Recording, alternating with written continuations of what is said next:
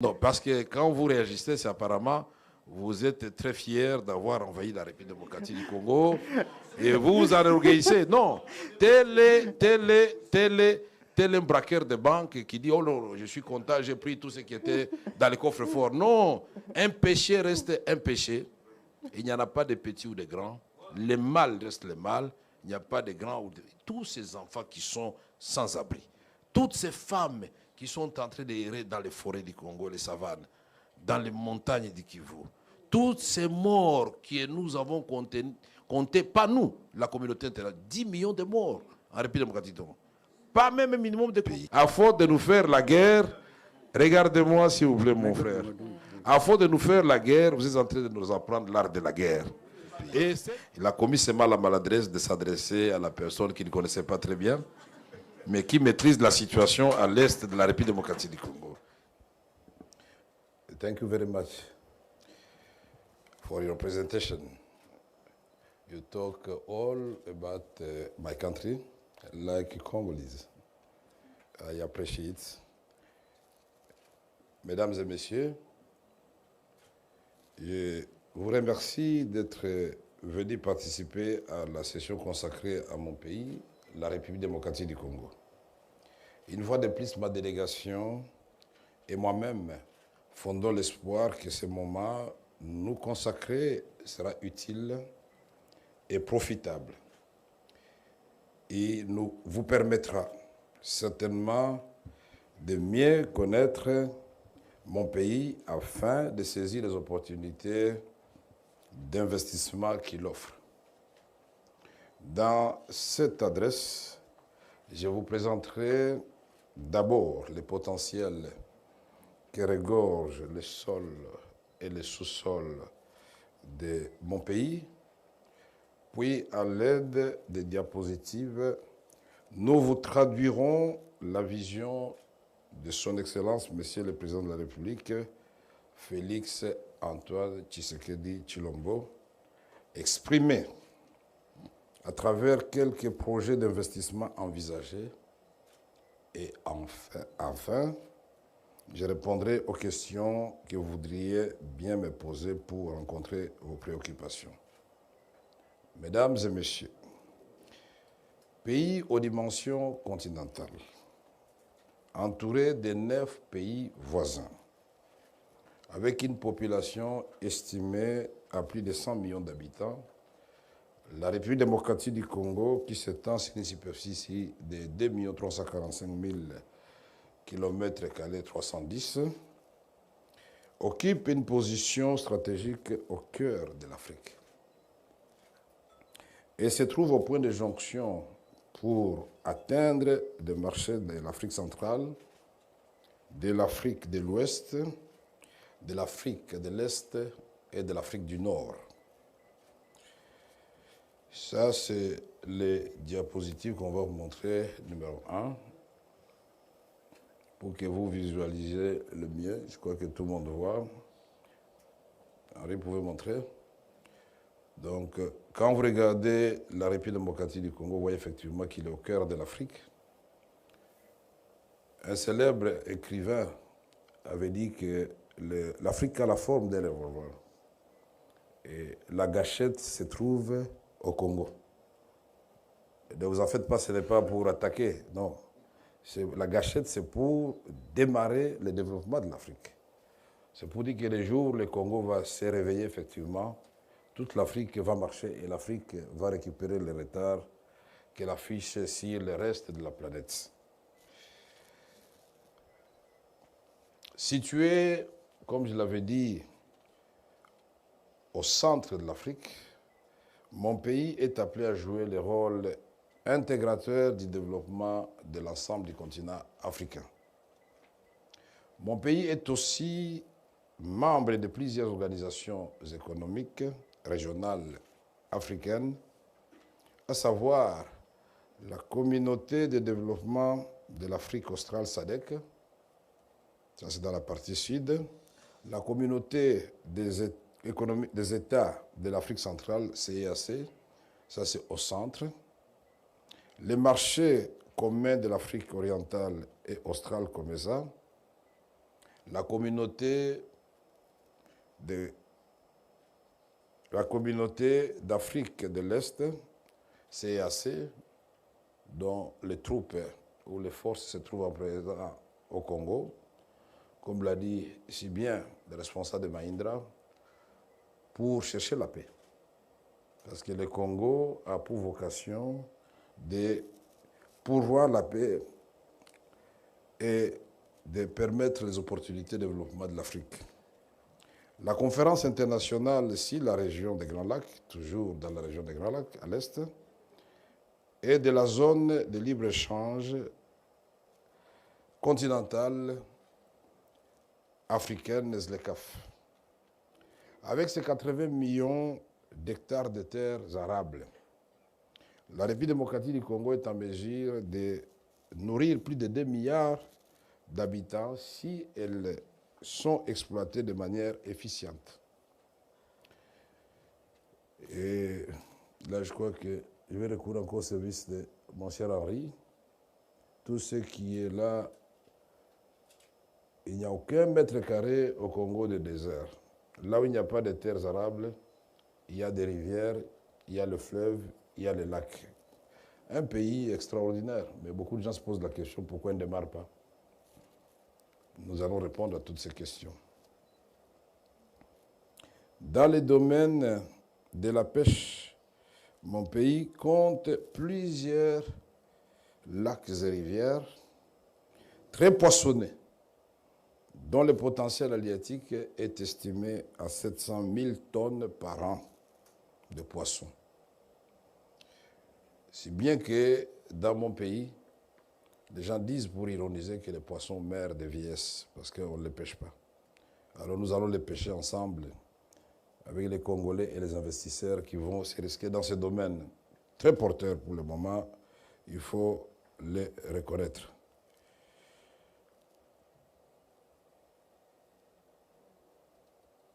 Henri, tu peux nous balancer. S'agissant de la RDC, elle possède aussi des minéraux, comme l'a si bien dit le présentateur de tout à l'heure, dont les réserves sont difficiles à estimer, car des découvertes et de nouveaux gisements sont encore fréquentes. C'est tout le tableau des éléments de Mendeleev que vous trouvez en République démocratique du Congo. Je n'exagère pas en le disant. Signalons tout de même qu'en 2022, mon pays, la République démocratique du Congo, a produit 145 000 tonnes de cobalt, se positionnant ainsi à la première place mondiale. Et 2 380 000 tonnes de cuivre. Avec cette production de cuivre, la République démocratique du Congo a été deuxième exportatrice et troisième productrice mondiale de 10 minéraux. Nous pouvons aussi citer d'autres minéraux, notamment les coltan, l'or, le niobium, le lithium, le nickel, le manganèse. La liste est longue, comme je l'avais dit ici, qui constituent des produits critiques et stratégiques. Maintenant, nous pouvons visualiser ces potentiels au niveau de chaque province, puisque notre pays est en train justement d'aller vers la décentralisation où les provinces doivent se prendre en charge. La carte vous montre tous les minéraux que nous avons et dans chaque province. Il n'y a aucune province qui manque de minéraux dans notre pays. Cette richesse du sous-sol est à la base des différentes crises et guerres qui secouent mon pays dans sa partie orientale. Ces crises tirent leurs origines notamment dans l'inadéquation entre les richesses que le pays regorge et la faiblesse des investissements. Je le dis avec beaucoup de regrets, parce que l'Afrique doit aimer l'Afrique, le monde doit aimer le monde, l'ère n'est plus à la guerre. Mais au moment où je vous parle, mon pays fait l'objet d'une agression de la part de deux de ses voisins à l'Est. Pour ne pas les citer, le Rwanda et l'Ouganda. que nous condamnons, cette agression avec la dernière énergie. Non seulement elle endeuille la République démocratique du Congo, elle endeuille aussi les soldats des pays envahisseurs, mais elle retarde l'Afrique dont nous rêvons tous un jour l'envol. C'est ça la vision du président Félix-Antoine Tshisekedi. Développons-nous ensemble, bannissons la guerre. Le président de la République est fermement déterminé à mettre fin à cette guerre et à créer des conditions propices pour les affaires. Nous estimons que les efforts des États devraient plutôt être à la mutualisation des forces en vue de développer la sous-région, l'Afrique et le monde tout entier. Concernant les hydrocarbures, parce que d'aucuns ne savent pas que le Congo regorge beaucoup de réserves à l'hydrocarbure. La République démocratique du Congo renferme 3 bassins sédimentaires ouverts à l'exploitation qui sont respectivement positionnés à l'ouest du pays, dans les Graben, dans le lac Albert, dans le lac Tanganyika, et le long de l'océan Atlantique. Ici, c'est tout simplement un miracle de la nature, parce que vous avez un triangle en République du Congo-Brazzaville, qui porte le même nom que notre pays. Vous avez la région de Pointe-Noire. En la République d'Angola, vous avez la région de Cabinda. Et dans mon pays, la République démocratique du Congo, vous avez la région de Mwanda. Toute cette partie renferme un potentiel énorme du pétrole. Que si nous, Africains, aimions réellement l'Afrique, nous allions nous mettre ensemble et exploiter ces richesses. Il n'y aurait jamais eu de problème, ni de tentatives de problème entre l'Angola et la République démocratique du Congo, entre l'Angola et le Congo-Brazzaville, entre le Congo-Brazzaville et la République démocratique du Congo. Son poids, les richesses peuvent être aussi des éléments pour ramener la paix. Quant à l'énergie propre et renouvelable, la République démocratique du Congo dispose également d'un potentiel de 100 000 MW d'énergie hydroélectrique, dont 44 000 MW au site d'Inga, à Tussel. Proche de l'embouchure du fleuve Congo, ce site, si on l'exploite au maximum, branché au barrage d'Anchois en Égypte, d'après les études certifiées, Inga peut éclairer et industrialiser l'ensemble de l'Afrique, l'Asie du sud-est et l'Europe du Midi, c'est-à-dire le sud de l'Europe. Quelle merveille! Mais en même temps, en Afrique, en République démocratique du Congo, il n'y a pas d'électricité pour tout le monde. Et aujourd'hui, c'est avec beaucoup de douleur qu'on remarque que tous ces pays d'Afrique qui devaient profiter de l'électricité du Congo souffrent de manque de cette énergie. Si bien que même en Afrique du Sud, qui était très en avance, on vit le délestage d'électricité. Ça complique l'envol que l'Afrique du Sud avait déjà amorcé. Dans les diapositives numéro 4, vous avez vu donc ce que j'ai dit sur l'énergie.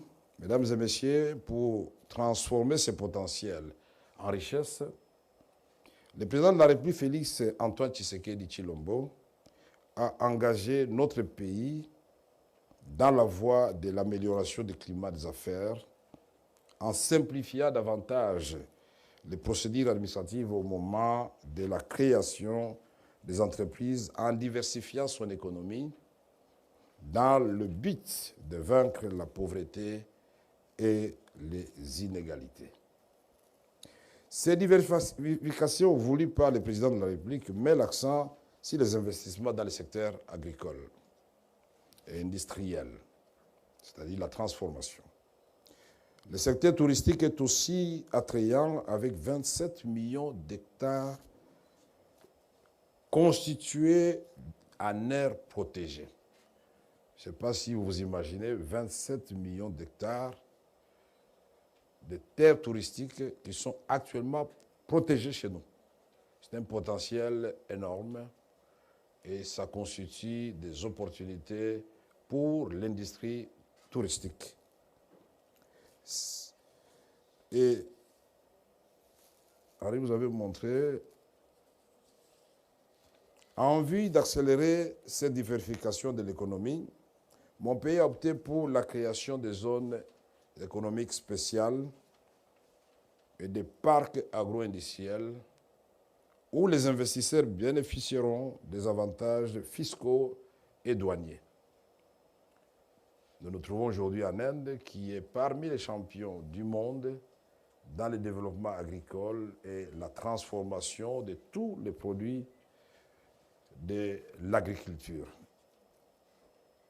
C'est pour moi encore une seconde de revenir sur cette immense potentialité que renferme mon pays. Bien exploité, nous pouvons résorber 2 fois les déficits alimentaires mondiaux. Donc il n'y aurait aucun pays affamé au monde si on exploite. Et nous sommes ouverts aux investissements. Mais la réussite de ces stratégies de développement nécessite quelques prérequis, à savoir des investissements, comme je devais dire, importants dans les énergies propres, renouvelables et non polluantes et dans celui des infrastructures ferroviaires, fluviales et routières. C'est dans ce cadre que le président de la République envisage la construction du chemin de fer à écartement standard long de plus de 2500 km qui partira du port à eau profonde de Banana sur l'océan Atlantique jusqu'à Ouvira à l'est en vue de se connecter au port de Dar es Salaam sur l'océan Indien via Kitega au Burundi. En bref, l'océan Atlantique sera relié à l'océan Indien. Et c'est ici l'occasion de vous dire que l'Afrique, c'est une île en réalité. Parce qu'à l'ouest, vous avez l'océan Atlantique. À l'est, vous avez l'océan Indien qui vient rejoindre l'océan Atlantique au niveau de Cape Town en Afrique du Sud. Mais tout le nord de l'Afrique est coupé par la mer Méditerranée. Et là, vous trouverez le détroit de Gibraltar, le canal de Suez. Voilà l'Afrique. Quelle position intéressante dans le monde. En outre, le dragage et le balisage du fleuve Congo, long de 4700 km, qui traverse la République démocratique du Congo en partant du sud dans le Katanga, en passant par le centre et l'est jusqu'à l'ouest pour se jeter dans l'océan Atlantique. Ce fleuve compte aussi de nombreux affluents, de grandes rivières, afin de faciliter le transport intérieur des biens et des personnes. Donc il faut de gros investissements, comme je l'avais dit, constituant une partie importante que nous devons réaliser dans le cadre des investissements. Là aussi, vous avez encore une fois de plus des opportunités qui peuvent faire rêver n'importe quel investisseur. Et nous vous invitons à saisir ces opportunités dans le cadre des zones économiques spéciales que le gouvernement entend mettre en place. À ceci, il faut ajouter donc toutes ces rivières, le fleuve Congo, il faut ajouter de nombreux lacs dont je vous épargne toutes les numérations. Mais je vous en cite quelques-uns. Vous avez le lac Mouero, vous avez le lac Tanganyika, vous avez le lac Kivu, vous avez le lac Édouard, le lac Albert, le lac Maïndombe. Ces lacs-là sont navigables. Mais nous avons aussi des lacs intérieurs comme Mukamba et autres. Si je vous parlais des cours d'eau, je vais vous fatiguer puisqu'il y en a plus de 76 000 en République démocratique du Congo. Et tous ces cours d'eau ont un potentiel hydroélectrique, toute proportion gardée, qui peuvent permettre à chaque village ou contrée où il se situe à s'autosuffire en électricité. Vous avez ces démonstrations dans les diapositives numéro 5 que voudrait bien nous projeter notre frère Henri Et donc vous avez, tout ça c'est une carte où nous avons le fleuve Congo au milieu, qui part du sud, qui traverse la République démocratique du Congo comme un boulevard de 4700 km². Et à certains endroits, là où il n'est pas navigable, il y a le chemin de fer. Mais vous voyez aussi qu'il y a des rivières qui se jettent dans ce fleuve. Vous avez vu en rouge le chemin de fer que nous allons construire à partir du port, ici en rive vers l'est, oui, du port à eau profonde à Banana. Ça va traverser tout le pays en passant par le Kasaï, le Kivu, à Uvira. Il rejoint Gitega au Burundi et il continue jusqu'à Dar es Salaam parce que la République de Tanzanie a déjà fait sa part. Donc le Burundi va le faire et la République démocratique du Congo entend faire sa part aussi. Aussi, la construction de la phase 3 du barrage hydroélectrique et de celle des microcentrales disséminées sur le territoire national constituent des chantiers devant s'ouvrir dans un proche avenir à tous les investisseurs. Quand je vous parle de centrales électriques, Inga, je vous ai dit, c'est 44 000 MW. Mais les autres, il y en a plus de 25 qui sont des centrales électriques partant de 5 MW jusqu'à près de 500 MW. C'est des opportunités énormes. Je vous ai dit aussi que nous avons 76 000 sites potentiels où on peut construire des micro-centrales. Ce sont des opportunités évidentes dans le cadre des investissements que nous voulons voir implantés chez nous avec des facilités que le gouvernement va offrir aux investisseurs. Ici est aussi de noter que le transport des minerais et des marchandises dans l'ancienne province du Katanga, aujourd'hui divisée en 4 provinces, si je me trompe, sera facilité par la réhabilitation de la voie ferrée existante, comme visualisé en couleur noire dans les diapositives que vous apercevez encore. Ça, c'est le chemin de fer qui existe depuis la colonisation à l'indépendance. On a hérité de ces chemins de fer. Et donc, tout ce que je vous ai montré, c'est des chemins de fer complémentaires. On va remoderniser ces chemins de fer et ça constitue, encore une fois de plus, des opportunités. Comme nous venons d'illustrer, la République démocratique du Congo en appelle au partenariat indien pour participer effectivement au financement de ces investissements afin de contribuer à la réalisation des objectifs de l'émergence que ce conclave qui se tient aujourd'hui à Delhi s'est fixé.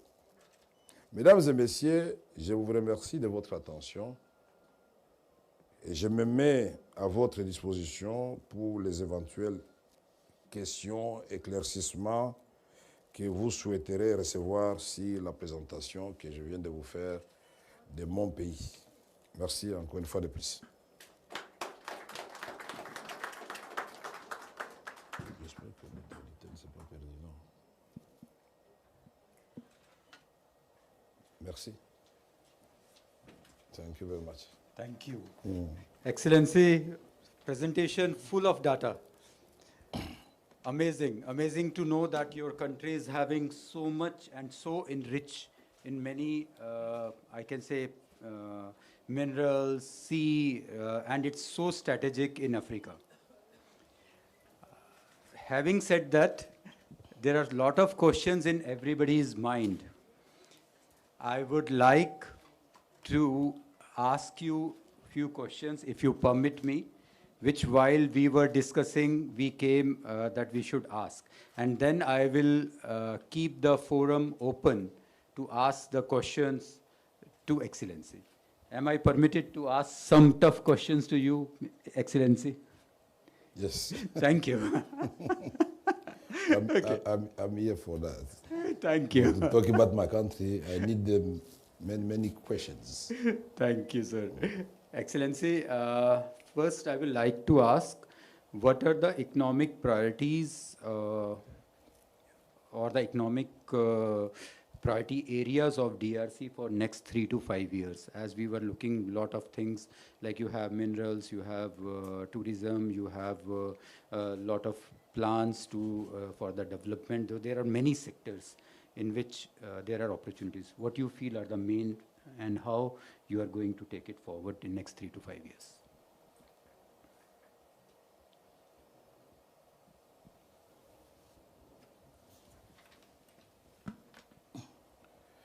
Thank you for your question. Merci pour votre question. Effectivement, nous avons des domaines prioritaires, mais qui tournent tous au niveau du pivot central qu'est l'agriculture. Parce que le président de la République, son Excellence Félix-Antoine Tshisekedi Tshilombo, croit que le moment est venu où nous devons finalement profiter des ressources de nos minéraux, c'est-à-dire du sous-sol, pour des gros investissements dans les sols, c'est-à-dire l'agriculture, parce que la priorité des priorités, c'est nourrir l'homme. Et dans ces secteurs où le sol, c'est-à-dire la terre cultivée, va prendre sa revanche sur les sous-sols, c'est ce modèle de développement et d'accumulation du capital que le président de la République voudrait implémenter, c'est-à-dire l'échange du monde rural, de l'agriculture et de l'industrie.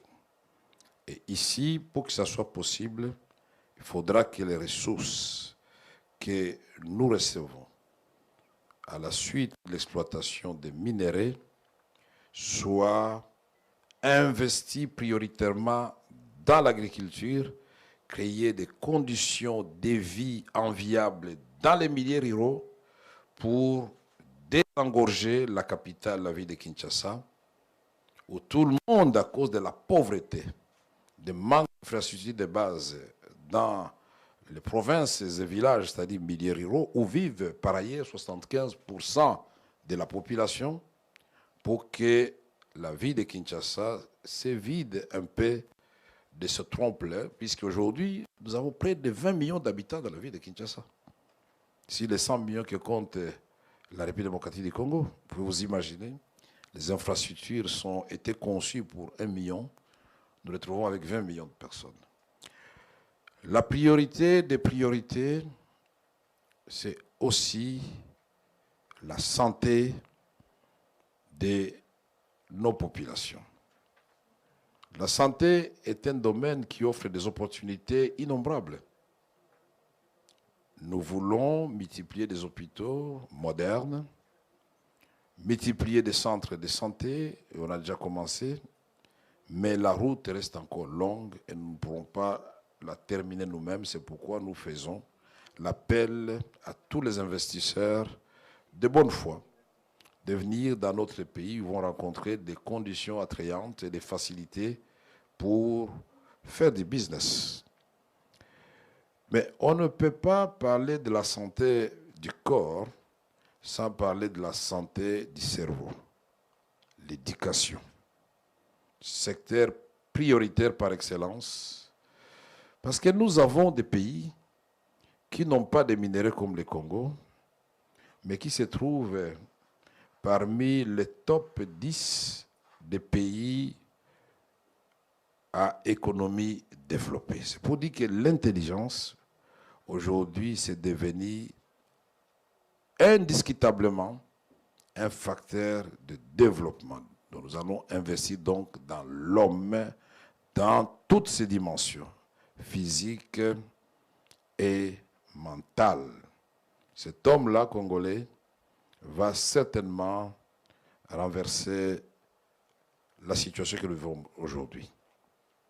Mais vous dites bien que développer l'agriculture pour nourrir l'homme, construire des centres de santé pour soigner l'homme, construire les écoles, les universités pour éduquer l'homme, tout cela ne peut pas se faire si on n'a pas de l'énergie. Donc l'énergie compte aussi parmi les secteurs prioritaires. Parce que nous en aurons besoin dans le secteur agricole pour la transformation, nous en aurons besoin dans les écoles, dans les hôpitaux et dans nos maisons d'habitation, pourquoi pas. Et nous disons que ces rêves que nous faisons de ce Congo, qui va se réveiller pour réveiller toute l'Afrique subsaharienne, ne peut se réaliser que si la circulation à l'intérieur de ce pays, la République démocratique du Congo, aux dimensions des sous-continents, devient possible.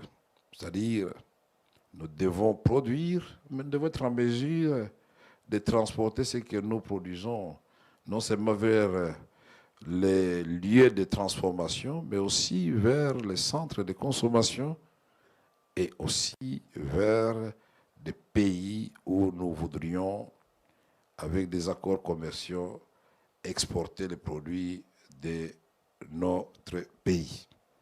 Aujourd'hui, l'accès aux nouvelles technologies, l'informatique, la digitalisation constituent aussi des opportunités à saisir en République démocratique du Congo.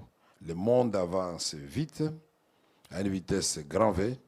Nous devons absolument, nous, la République démocratique du Congo, nous mettre au niveau des autres États. La femme en République démocratique du Congo, en Afrique et dans le monde en général, dans les moments difficiles comme dans les moments de bonheur, a démontré qu'elle joue un rôle important.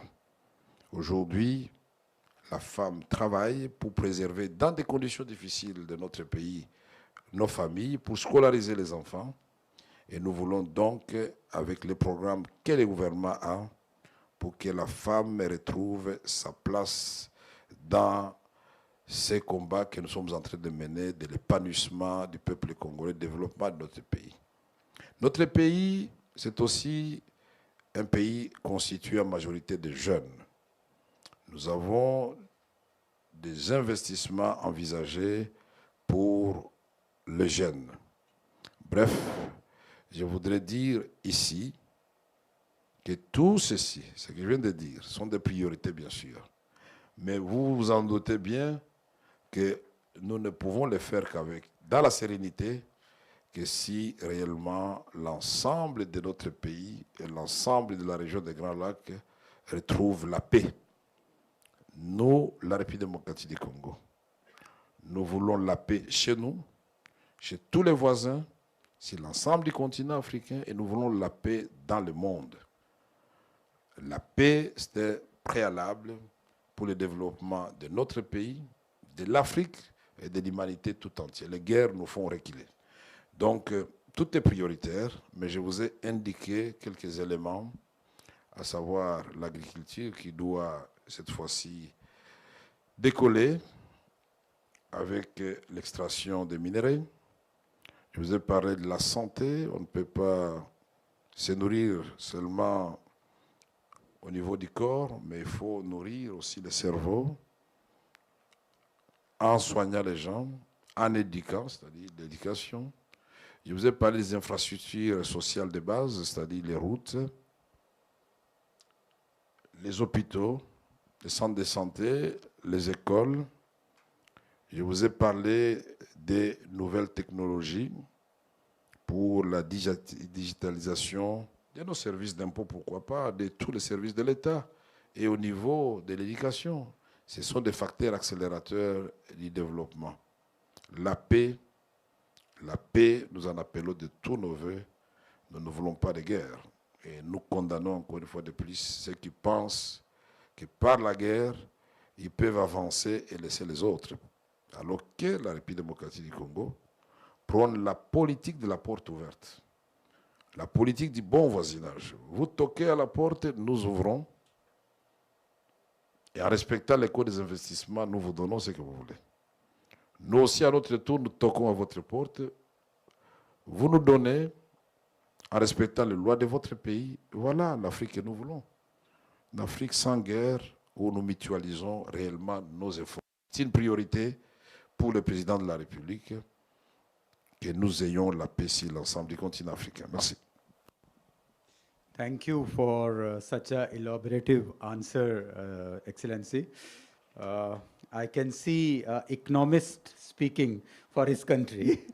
That's so nice to hear. So taking the question to same question to the different level, I can understand that you are very popular among the youth, and in your country there is around 70%. I was studying that around 60% of the population is very young population. So how you can bring this young population to the top priority of your country, which what I understand now is agriculture? Because in India, in many parts of the world, we are seeing that once you are young, you don't want to get into agriculture, you want some white-collared job, what we speak. So how you can motivate, or what are your plans to bring this young population for the agriculture? Thank you very much. Effectivement, 60% de la population congolaise est jeune. Vous me demandez comment on va inciter cette jeunesse à participer à cette aventure de la transformation de notre pays à travers l'agriculture et d'autres priorités. Mais nous avons pensé à tout cela. Voilà pourquoi nous avons le service national dans notre pays, où d'abord les jeunes qui n'ont pas eu le temps d'étudier ont le temps de recevoir une formation civique, une formation de base dans le domaine de l'agriculture et d'autres métiers. Mais en parlant de l'agriculture, nous aurons des brigades agricoles à côté des parcs agricoles. Les jeunes, pour qu'ils viennent effectivement dans ces brigades agricoles, il faut les rendre, ces brigades-là, attrayantes. Aujourd'hui, je peux vous donner l'exemple. Les jeunes qui sont dans les groupes armés à l'Est pour défendre notre pays et pour lesquels nous avons un programme de désarmement et de réinsertion sociale. Mais la magie, ce n'est pas de dire aux jeunes, la Banque mondiale a financé, vous quittez les groupes armés. Mais ils quittent la banque, les supportent pendant 6 mois. Quand la banque part avec son financement, ces jeunes rentrent de nouveau en brousse. Puisque quand ils vous remettent une Kalachnikov, c'est ici qu'ils en ont caché 5. Les jours où ils ne reçoivent plus les $100 ou $50 par mois, ils rentrent dans la brousse. Et donc nous devons non seulement avoir des centres de formation de ces jeunes, nous devons avoir des brigades agricoles et autres, de reconstruction où ces jeunes vont être embauchés immédiatement. Ils vont rêver d'une vie meilleure et l'objectif final, c'est de faire en sorte que chaque jeune rêve de devenir un jour un chef d'entreprise. S'il ne faut pas confondre, une entreprise, ce n'est pas seulement des géants. Une entreprise peut être constituée de 2 personnes, 3 personnes. Ça peut être une entreprise qui commence avec $500. Et je peux vous dire qu'avec $500, exploiter seulement dans la ciboulette ou les oignons ou la tomate, qui met tout le temps que vous voulez, c'est-à-dire préparation des sols, vous semez, vous arrosez. Dans 30 jours, c'est déjà à maturité et vous terminez la récolte en 45 jours. Mais ça vous rapporte en recettes brutes $2000. Et donc, vous pouvez comprendre que vous avez le bénéfice de $1500. Mais si le gouvernement a un programme d'accompagnement d'un jeune comme ça, mais ces jeunes à coup sûr, après 5 ans, il aura des centaines de milliers de dollars.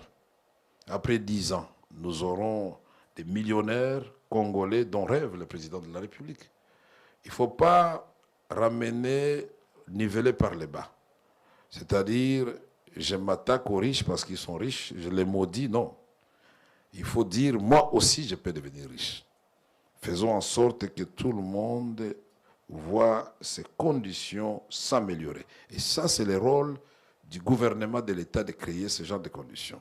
Ces jeunes doivent être placés dans des conditions de travail où ils se sentent réellement sécurisés.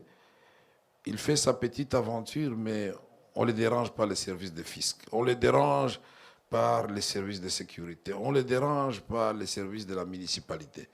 Et tout cela, donc, nous devons créer un climat à côté de cet appel aux jeunes à répondre au travail de champs, puisque vous m'avez demandé en ce qui concerne l'agriculture, mais les jeunes peuvent travailler aussi dans les travaux des routes.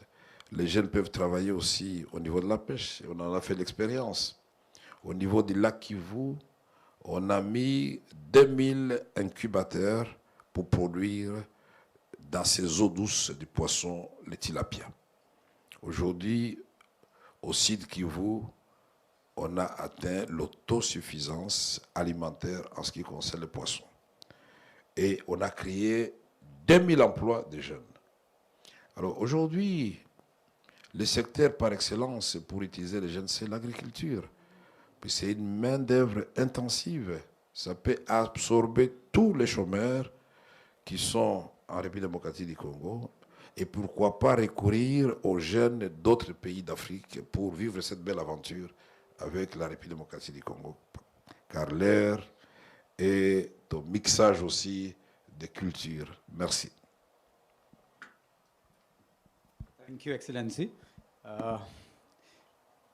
I have a lot of questions, but I think in the interest of time, I will try to club 2 or 3 questions. And in the meantime, yes, I prefer if anybody from the audience can ask any questions.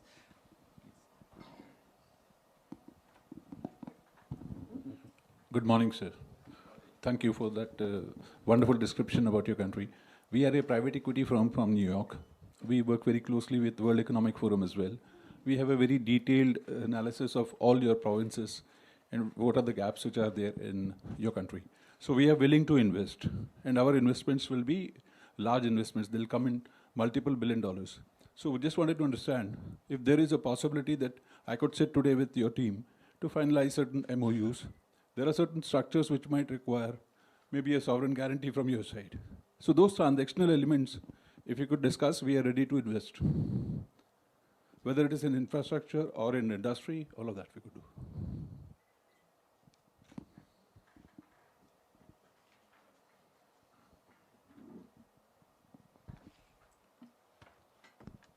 Thank you very much.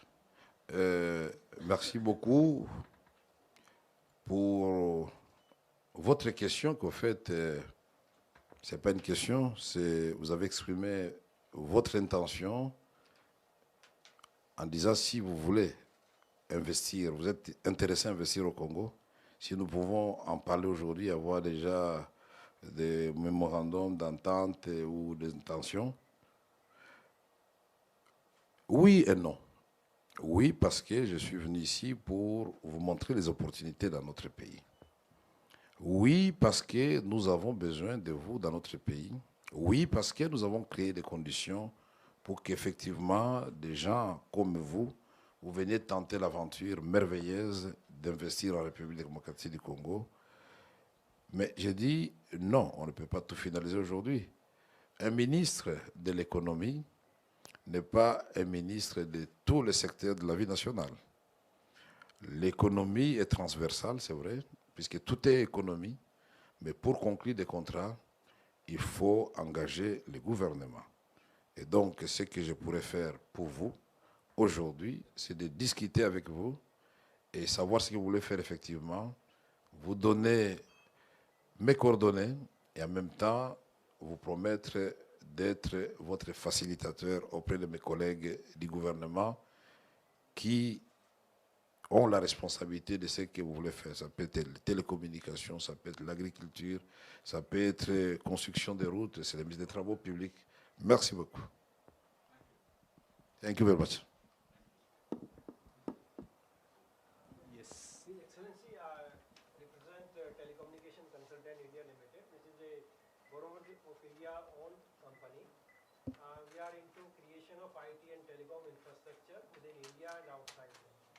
And TCIL is in fact providing tele-education and telemedicine facility in 24 African countries with Government of India support since last 2 decades.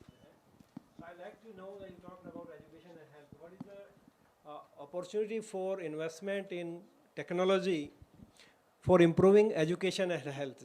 Because nowadays IT and telecom can be used in a good way to improve education and health. Thank you very much for your question. Effectivement, nous avons beaucoup d'opportunités dans les télécommunications, dans les nouvelles technologies, au niveau de l'éducation, au niveau de la santé. Et l'Inde, d'ailleurs, dans ce domaine-là, a une grande firme chez nous qui était parmi les premières à investir dans les télécommunications, RTL. Et aujourd'hui, vous avez des opportunités, c'est comme un continent, un pays vierge. Et nous sommes dans la course et mettons les moyens et invitons les investisseurs à venir pour que nous puissions investir dans le secteur de l'éducation. Parce que avec la digitalisation, avec les nouvelles technologies, nous allons non seulement donner le savoir et le savoir-faire à nos enfants, nous allons aussi rendre nos services publics très efficients. Nous allons au niveau des hôpitaux, effectivement, et apprendre à nos médecins des techniques modernes et prendre en charge plusieurs malades à la fois. Imaginez-vous, au moment de la pandémie du Covid, si on n'avait pas, si l'Inde, si la Chine, si l'Europe, si tous les pays n'avaient pas investi dans les nouvelles technologies, certainement nous aurions eu beaucoup plus de catastrophes qu'on en a connues. Donc c'est un élément très important et la République démocratique du Congo ne voudrait pas rester en arrière. Donc il y a plusieurs opportunités. Moi je vous parle. Mon collègue de l'enseignement primaire, secondaire et technique, Tony Mwaba, je venais au nom du Premier ministre Jean-Michel Samba-Lukonde, chef de notre gouvernement, inaugurer ce qu'il a réalisé de merveilleux, c'est-à-dire la digitalisation de tous les secteurs de l'éducation. C'est-à-dire aujourd'hui, il y a un site où vous savez retrouver n'importe quelle école que vous voulez connaître en République démocratique du Congo, son état, est-ce qu'il manque de bancs, est-ce que le bâtiment est en bon état. Vous pouvez connaître le nombre exact de jeunes filles et de jeunes garçons qui étudient depuis l'école maternelle jusqu'à l'université. Vous maîtrisez les effectifs des enseignants et les informations peuvent s'échanger. Aujourd'hui, dans le cadre des climats des affaires, le gouvernement de Jean-Michel Samba-Lukonde entend faire des réformes fiscales importantes. Il ne faut pas seulement voir du côté de l'éducation, du côté de la santé, mais cette nouvelle technologie nous intéresse aussi pour être rationnel au niveau de la perception d'impôts et pour mettre fin à ces lots de tracasseries dont sont l'objet des investisseurs aussi bien nationaux qu'étrangers. Donc c'est une course que nous sommes en train de faire. En même temps, nous avons l'agence pour le climat des affaires au niveau du président de la République. Nous avons l'agence de promotion des investissements au niveau du gouvernement et nous avons l'autorité de régulation en ce qui concerne les télécommunications. Et donc tout ceci va ensemble et ce sont des investissements qui restent encore ouverts aux investisseurs nationaux et étrangers et en particulier, puisque nous nous trouvons en Inde, aux investisseurs indiens. Merci. One last question, please, in the interest Bonjour. of time, and one I have Bonjour. a small point here. My name is Nipun Farlia. I work for NTPC Limited. It's a Government of India enterprise. It's a leading power generation company in South Asia and have been ranked #1 IPP this year only. And my question is, there is huge untapped hydro potentials in DRC. So what are you have planned to harness them?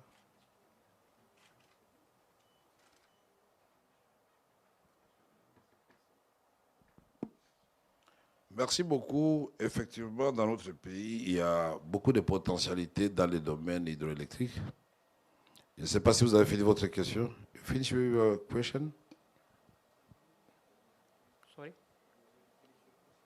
Yeah, my question is, Okay. there is a huge untapped hydro potentials in DRC. What you have planned to harness them? Oui, effectivement, en République démocratique du Congo, il y a des potentialités énormes dans le domaine de l'énergie. Et nous avons listé tous les sites, et on vous les a montré ici, tous les sites hydroélectriques qui existent dans notre pays. Nous avons la carte qui vous indique exactement chaque site, son potentiel et la taille d'investissement. En même temps, je vous ai dit tout à l'heure que nous avons toute une agence pour la promotion des investissements. Nous avons une agence pour créer le climat des affaires, c'est-à-dire sécuriser votre investissement sur le plan judiciaire ou juridique. Et nous sommes déterminés à le faire avec des investisseurs. La protection du secteur privé est une priorité pour nous parce que l'État ne fait pas les affaires. L'État crée des conditions pour les affaires et permettre au privé d'aller de l'avant. Et donc, aujourd'hui, nous sommes effectivement ouverts à des gens comme vous. Et après cette réunion, si vous voulez encore davantage de renseignements pour vous convaincre que c'est une mine d'or, ce secteur qui est en train de se réveiller, et il faut être parmi les premiers pour venir investir avec nous. Les premiers seront bien traités, effectivement, et venez vite en République démocratique du Congo. Merci. Merci beaucoup. Thank you, sir. In the interest of time, may I request that please write the question and give it to Madam, and Madam will take the necessary from sir and response to you, because we are already almost crossed our schedule time. Sir, lot of interest from all the people. Thank I you, can see there are Excellency. so many questions. I have one just small question. Eric, I'm Emile from your neighboring country, Rwanda. Rwanda. Thank you, I Excellency, imagine. for your presentation. Thank you very And much. thank you for the status of peace-loving that has been actually put forward during the presentation, and your vision on Pan-Africanism and the peace on Africa. And since my country was actually cited, I would like just to make a small clarification on what is happening. Congo is a neighbor of Rwanda, and we all want to have peace. But Rwanda has, on successive time, said that it is not implicated in what is happening now in the Eastern DRC. Because we would like to have a peaceful DRC. We would like to have a peaceful neighbor. We would like to have a peaceful East African countries and communities. There has been many, many times that peaceful agreements, peaceful talks have been around in Rwanda, in Nairobi, in Addis, in Bujumbura, and so many going on. So Rwanda has said always that our neighbor would rather go with what is happening in these talks and look for a peaceful solution of the conflict, because we don't have any role in what is happening in Eastern DRC. We rather have an FDLR force which is threatening the country of Rwanda, and Excellency, you are aware of that. There are certain internal problems within the DRC that Rwanda would like to have them solved, because if the rebels that are fighting the government of DRC are citizens of Congo, then this should be addressed by the country, because Rwanda is having more than 80,000 Congolese refugees. Sir, may I interrupt you, please? And Congo should then abide by the solutions that are being put forward by the international community. And we thank actually the CII to have brought this economic forum here. And it's unacceptable and not professional to divert the world, to mislead the world by bringing this internal politics of DRC into this forum. And we thank India for organizing all this, but it's better not to mislead the world. There are certain solutions that are putting forward, and Rwanda would like to have our neighbor to take privilege of the peaceful solutions of the conflict. Thank you so much, Excellency. Merci beaucoup. Vous aurez pu parler en français aussi. Mais je parle et j'entends l'anglais. Mais puisque j'ai compris que vous parliez pour vos autorités aussi, qui les écoutent, que vous les avez défendues. Ça, je vous comprends bien, vous êtes dans votre rôle. Mais vous savez très bien que depuis 1994, s'est passé une tragédie au Rwanda, le génocide. Nous avons tous condamné ce génocide en présence des troupes des Nations Unies au Rwanda. Et la République démocratique du Congo, vous êtes d'accord avec moi, n'était pas impliquée dans le génocide. Ça, nous sommes d'accord. Est-ce que le Congo a fait le génocide au Rwanda? Mais quand même, vous souvenez non, que... je pose la question d'abord. Se souvenir, c'est autre chose. Je dis, est-ce qu'au déclenchement du génocide, la République démocratique du Congo était au Rwanda? C'est non. Et c'est au contraire... La force congolaise n'a pas été aux côtés des génocidaires avant?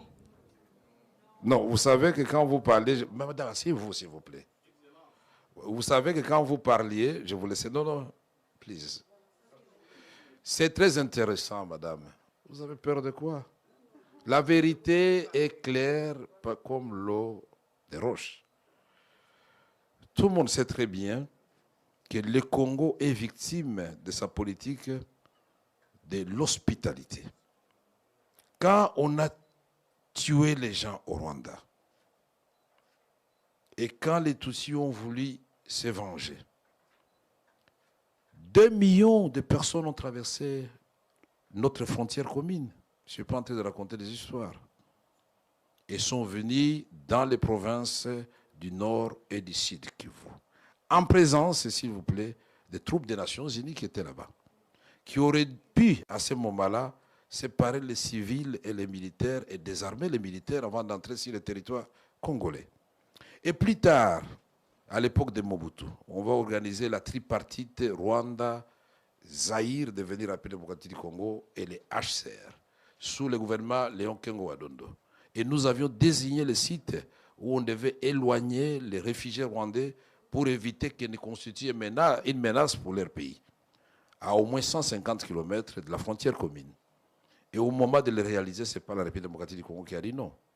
Et après, vous avez pris prétexte, puisque vous avez hébergé les Hutus chez vous, c'est une menace contre nous, et donc, une guerre des agendas. Vous allez recruter Laurent Désiré Kabila d'heureuse mémoire. Laissez-moi terminer. Vous avez parlé, ça c'est la technique de chez vous. Laissez-moi terminer. Il faut savoir écouter, je vous donnerai le temps, vous allez parler. Si vous n'avez pas peur de la vérité, laissez-moi éclairer l'assistance. Je termine, je vous promets, vous aurez la parole encore. Merci, laissez-moi terminer. Alors, vous avez pris prétexte du fait que, soi-disant, une catégorie de Congolais n'était pas suffisamment représentée dans les institutions. Les Banyamulenge, qui sont des Tutsis. Mais alors qu'en ce moment-là, paradoxalement, le ministre des Affaires étrangères, c'était Bizimakara et les Tutsis. Et je peux vous citer la liste est longue. Tous les services de sécurité, c'était les Tutsis. Les chefs d'état-major général de l'armée congolaise, non seulement Tutsis, mais du Rwanda, James Kabarebe. Qui peut être aussi généré pour prendre un ressortissant voisin pour en faire son chef d'état-major général? Vous ne trouvez pas que le Congo était très gentil et très généreux et victime de sa générosité? Et en 1998, le 27 juillet 1998, quand Laurent Désiré Kabila, lassé La population lassée par des violations à répétition des droits de l'homme, des soldats rwandais qui avaient accompagné les forces de libération, il devait faire un choix. Ou il est du côté du peuple, où il demande aux officiers et soldats rwandais et ougandais de rentrer chez eux. Le 27 juillet 1998, il a fait le choix du Congo. Et comme par hasard, le 2 août 1998, nous sommes envahis par le Rwanda et l'Ouganda.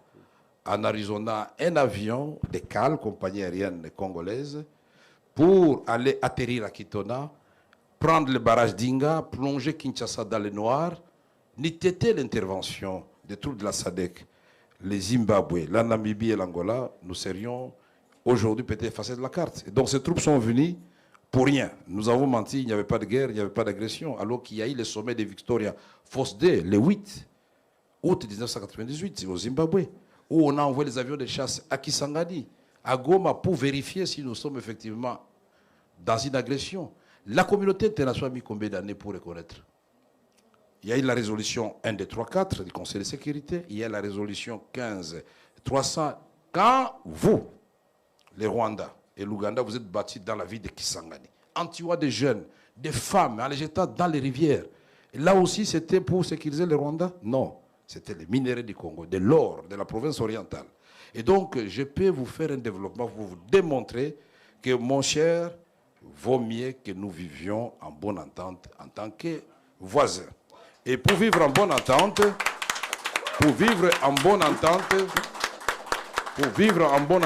nous devons nous dire la vérité. La vérité n'a pas de lieu ni de temps. S'il faut dire la vérité en Inde, à l'occasion de ce conclave, il faut dire la vérité. Et vous voyez que des chocs des idées va jaillir de la lumière. Je pense qu'en partant, vous aurez un message pour vos autorités pour dire que les Congolais veulent la paix. Mais qui veut la paix prépare la guerre. Parce que nous n'allons pas accepter que vous puissiez nous envahir. Thank you, sir. Thank you very much for... Faisons le développement, ne faisons pas la guerre. Développons la sous-région ensemble. Et pour ce qui se passe maintenant, pour terminer, les M23.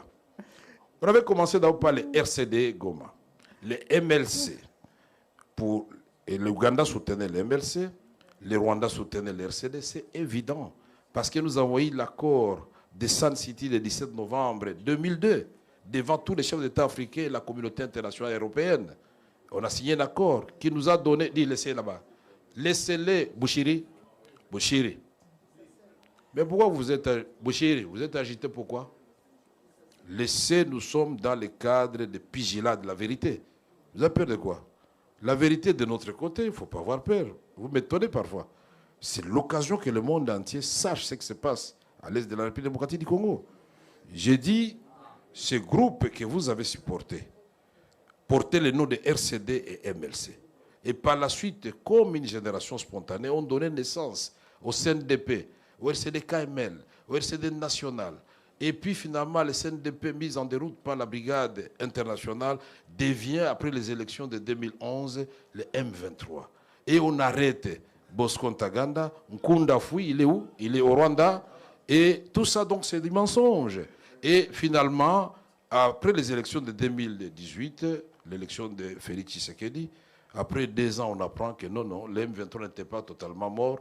Il vient de renaître de l'Ouganda et du Rwanda. Vous dites c'est une rébellion congolaise.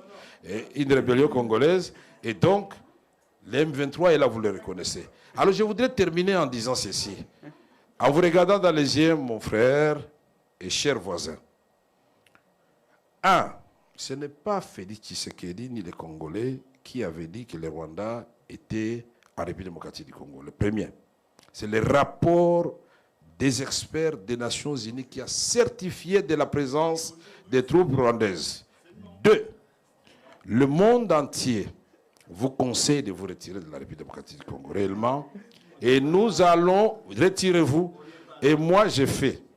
Moi qui vous parle, vous avez suivi que le manager de Mahindra vous avait dit que je suis un faiseur de paix. Effectivement, au mois de septembre, j'ai terminé le 27 septembre 2022, j'ai fait la tournée de toutes les zones de guerre de la République démocratique du Congo, y compris Bunagana, Rutshuru et partout là-bas. Et nous vous avons proposé un plan de paix et non un plan de guerre. Et si vous ne voulez pas reconnaître que vous nous avez agressés, si vous avez agressé, si vous n'avez pas agressé, donc le diagnostic, s'il est déjà biaisé dès le départ, on ne trouvera pas la thérapeutique. Soyons panafricanistes, comme vous l'avez dit, l'Afrique doit aimer l'Afrique. Le Rwanda, géographiquement, et sur le plan historique, personne ne va le déplacer. La République démocratique du Congo, géographiquement, demeurera jusqu'à la fin des temps le voisin du Rwanda. Alors, d'après vous, quel est le modèle qui peut nous inspirer? C'est le modèle de la France et de l'Allemagne. Ils se sont fait la guerre pendant longtemps. Aujourd'hui, ils sont devenus des complices dans le cadre de l'Union européenne. Vous ne voulez pas ça, vous continuez à dire que vous n'êtes pas chez nous. Mais comment vous allez? Attention, à force de nous faire la guerre, regardez-moi s'il vous plaît mon frère, à force de nous faire la guerre, vous êtes en train de nous apprendre l'art de la guerre. Et cet éléphant qu'on appelle la République démocratique du Congo, aujourd'hui, aux jambes un peu brisées, il va se lever, il va marcher. Mais il ne va pas marcher sur vous. Il va tirer tous les 9 voisins vers le développement, vers les rendez-vous avec l'espérance. Parce que notre vocation à nous, ce n'est pas de faire des guerres à des voisins ou ailleurs. Notre vocation à nous, telle que Dieu a placé le Congo au cœur de l'Afrique, c'est de vous aider, là où vous êtes défaillants sur le plan des ressources naturelles, à vous amener dans le cadre d'une coopération mutuellement avantageuse, à vous sentir à l'aise. Votre semblant d'épanouissement avec un voisin tout le temps dérangé, mais un jour tout peut s'écrouler. Alors, soyons résolus très vite. Et donc, vous ne pouvez pas m'empêcher de dire, dans le cadre de mon intervention, que tout ce que nous rêvons ici avec les investisseurs, avec le président de la République, est vain s'il n'y a pas de paix. Nous voulons la paix dans l'ensemble de la région des Grands Lacs. Je pense que vous aussi. Non, parce que quand vous réagissez, c'est apparemment, vous êtes très fiers d'avoir envahi la République démocratique du Congo et vous vous enorgueillissez. Non, tel un braqueur de banque qui dit « Oh non, je suis content, j'ai pris tout ce qui était dans les coffres forts. » Non, un péché reste un péché. Il n'y en a pas de petits ou de grands. Le mal reste le mal. Il n'y a pas de grands ou de... Tous ces enfants qui sont sans abri, toutes ces femmes qui sont en train d'errer dans les forêts du Congo, les savanes, dans les montagnes du Kivu, toutes ces morts que nous avons comptées, pas nous, la communauté internationale, 10 millions de morts en République démocratique du Congo. Pas même un minimum de compassion ou de prise de conscience.